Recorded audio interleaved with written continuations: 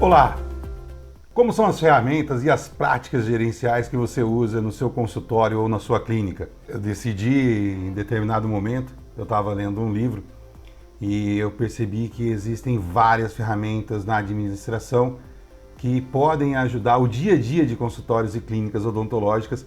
Então, por isso, nós resolvemos criar essa série, Ferramentas e Práticas Gerenciais para a Gestão de Clínicas e Consultórios. Toda ferramenta que vai ser usada por você aí no seu dia a dia, no seu consultório, na sua clínica, ela tem que ter uma premissa básica de onde ela surgiu, não só a ferramenta de onde ela surgiu, mas o porquê você quer usar essa ferramenta, como você deve usar essa ferramenta. Ferramentas práticas, que você vai ver que muitas vezes parece ser uma coisa de outro mundo e, na verdade, pode ajudar você e muito no seu consultório e na sua clínica. Então seja muito bem-vindo à nossa série que foi feita com muito carinho para você. Só para você entender, né, com quem você está conversando, meu nome é Alex Martiniano, eu sou coach de desempenho e consultor de gestão e marketing dentro da área de saúde e sou sócio do Altera. O Altera é uma empresa que já está há 15 anos no mercado, trabalhando exclusivamente com negócios da área de saúde, tanto na questão de processos, pessoas, finanças e comunicação. O meu trabalho é ajudar os profissionais a se desenvolverem desde a parte de empreendedorismo até a parte de ser um gestor, de ser um líder, e por isso o meu envolvimento com a odontologia. Há 20 anos que eu trabalho com médicos e dentistas para se desenvolverem pessoalmente. Mas, sem delongas, vamos à primeira ferramenta, que para a gente poder avaliar o seu negócio, para você poder avaliar a sua clínica, a primeira coisa é ter um planejamento estratégico. O planejamento estratégico, muitas vezes a gente ouve falar, mas a gente negligencia isso, achando que é mais uma daquelas palavras que surgem com o tempo, que inclusive vão aparecer agora para você nesse vídeo. Então a gente tem que estar com mente muito aberta para poder usar essas ferramentas de uma forma simples, né? E de uma forma coesa no dia a dia do seu negócio. E essa é a minha função nesse vídeo. E haverão outros, nós vamos falar de pelo menos umas 20 a 30 ferramentas.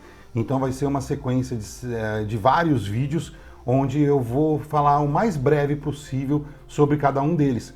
Hoje, a ferramenta que a gente vai falar é o planejamento estratégico, como eu disse há pouco. Então o planejamento estratégico ele tem uma certa sequência para você ter como base o propósito do teu negócio, o seu propósito. Como que você quer começar, onde você quer chegar, por que você está fazendo isso? Para desenvolver um planejamento estratégico e até mesmo um plano de ação dentro do seu consultório, da sua clínica, é muito importante que você tenha uma sequência. Tudo que a gente quer ter é resultado. Tudo. A gente pensa, né, em alguma coisa e a gente já parte diretamente para o resultado. E o resultado é muito importante. Só que antes do resultado, a gente tem que pensar numa sequência de ações, de planejamento, enfim, tá? São várias coisas que nós temos que fazer nesse período. A começar pelo foco. Para chegar lá no resultado, a primeira coisa que a gente tem que ter um foco. E aí sim, o foco é esse princípio do planejamento estratégico, do propósito do teu negócio, do seu propósito e como você quer chegar em algum lugar. Depois do foco, aí sim a gente começa a fazer um planejamento, estruturar um planejamento. Em seguida eu começo a fazer as minhas ações e aí a gente tem mais um passo que é importantíssimo, a melhoria contínua, para aí sim poder chegar no resultado. Mas como é que funciona cada uma dessas partes? Bem, a primeira coisa que eu tenho que ter para eu poder usar qualquer ferramenta, criar qualquer ação, fazer qualquer coisa dentro do meu negócio, ou eu mesmo como profissional liberal, eu tenho que ter qual tipo de negócio que eu quero ter. Eu quero ter uma clínica multidisciplinar focada em estética. Eu quero ter uma clínica multidisciplinar focada em oftalmo. Eu quero ter uma clínica especializada em cardiologia, uma clínica especializada em reabilitação. O que eu quero fazer? Essa é a primeira coisa que você tem que pensar. O que fazer? Logo em seguida, você começa a pensar para quem que você vai entregar esse serviço. Porque existem várias formas de você definir isso. Você pode definir por classe social, você pode definir por religião, você pode definir por gênero, você pode definir por raça, enfim. São várias as opções que você tem para atender um determinado nicho de mercado, um público-alvo. Então você tem que definir para quem que você quer entregar o seu serviço. E isso é muito importante porque você começa a concentrar o seu negócio e saber exatamente para quem você quer entregar, e não somente você e toda a sua equipe. Se você vai trabalhar na sua cidade e região, se você vai trabalhar no seu bairro e a cidade, se você quer trabalhar um estado, se você quer trabalhar o Brasil inteiro, e aí, para quem que você quer entregar o seu serviço? Logo em seguida, você pensa como que você vai fazer isso, quais são os seus diferenciais. Quer uma dica? Depois, em outros vídeos, eu vou apresentar como você divulgar o seu negócio, mas a princípio é importantíssimo você pensar quais são os seus diferenciais. Selecione aí pelo menos uns 5 a 6 diferenciais que você tem. E lembre-se, diferenciais.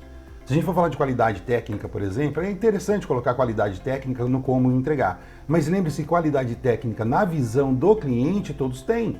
Então, qual é o seu diferencial no seu negócio ou o seu próprio diferencial que não seja qualidade técnica? Mais alguma coisa que você acredite ser interessante você entregar para o seu cliente. E aí sim vem a parte mais importante. Por que que você está fazendo isso? Por que que você está entregando esse serviço? Qual é a sua paixão?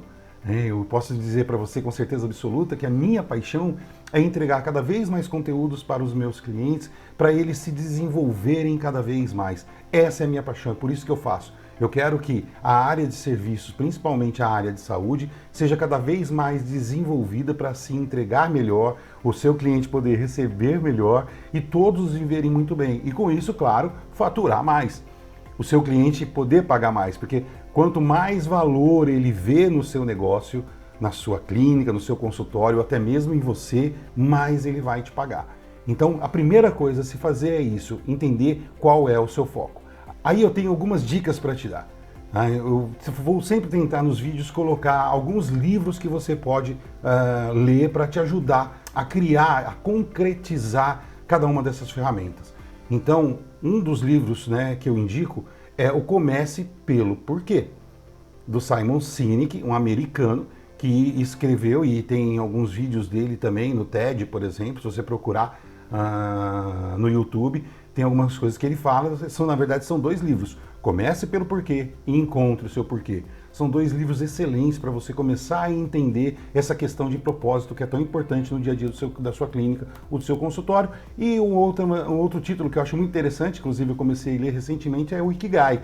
Ikigai é de um autor japonês, e o Ikigai está relacionado a isso, a questão do propósito de vida, o que você pode transformar para as pessoas e entregar melhor para você mesmo e para as pessoas com quem você vai ter relacionamento. Esses 2 títulos são excelentes, então aproveite essa leitura. Bem, dando continuidade, a gente depois que fez e entendeu qual é o foco, aí sim a gente começa pelo planejamento. Dentro do planejamento você tem que estar muito bem focado em relação aos processos que você vai trabalhar, como vai ser o processo de atendimento dentro da sua clínica, dentro do seu consultório.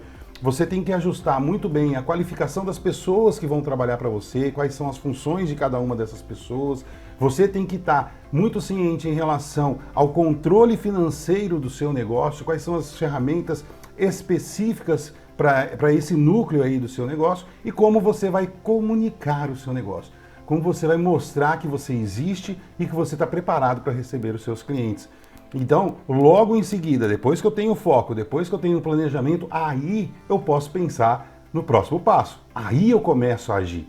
E você, para agir, precisa ter isso muito preparado. Qual é o seu foco e fazer um planejamento. E você age. Só que o problema da ação, hoje, um mal desse século, vamos dizer assim, é a questão da resiliência. A gente tem que ser resiliente. Eu sei que você já ouviu essas palavras várias vezes, mas é muito importante que haja resiliência. Esses meses que nós passamos com várias dificuldades, a gente teve que ser resiliente, a gente teve que se adaptar. Então prepare-se para a adaptação, não procrastine, faça o quanto antes. É melhor o feito do que o perfeito. Então o que você puder fazer já, faça, não deixe para fazer lá na frente. E outra coisa, insista. O empreendedor, os grandes empreendedores, os grandes gestores, as pessoas de sucesso em todo o mundo, em todas as épocas, foram persistentes. Eles insistiram naquela ideia, eles insistiram no propósito dele. Então, para você agir, haja dessa forma, com muita insistência.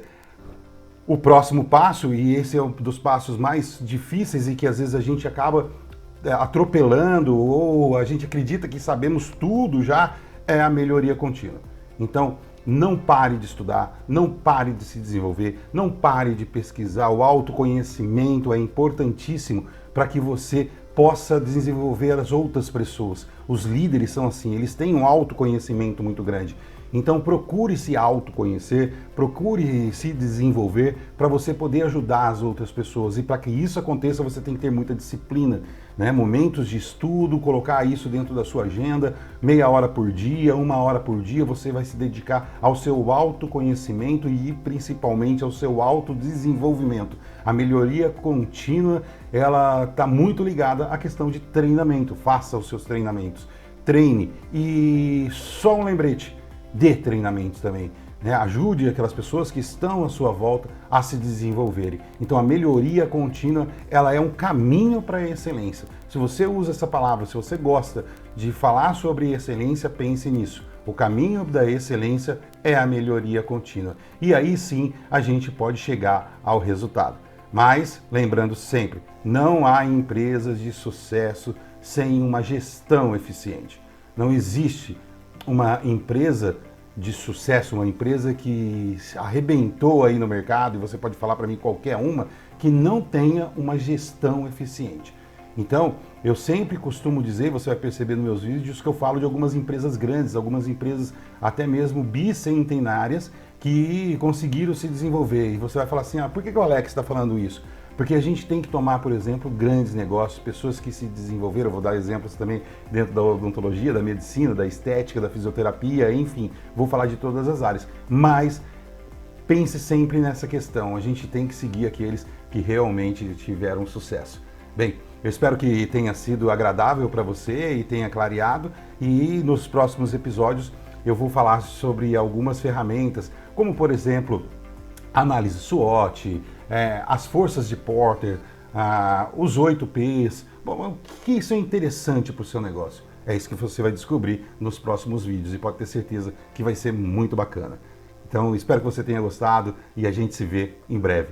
Um grande abraço.